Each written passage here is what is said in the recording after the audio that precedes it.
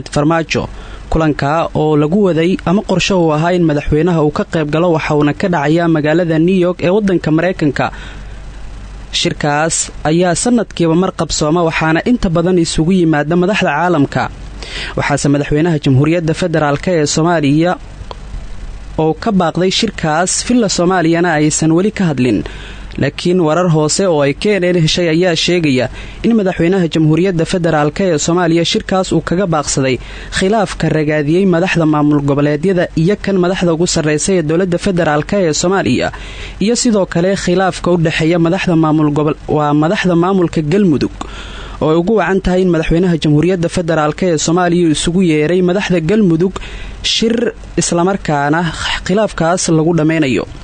madaxweynaha Jamhuuriyadda Federaalka ee Soomaaliya ayaa shirka guud ee qaramada midoobay ee magaalada New York ka baaqanaya sanadkii labaad waxaana diiradda lagu saari doonaa arrimo badan oo kamid ah arrimaha siyaasadda, dhaqaalaha, amniga guud ee wadamada caalamka waxaana dal walba oo shilkaas ka qayb galaya uu diiradda saari doonaa marxaladaha wadankiisa uu ku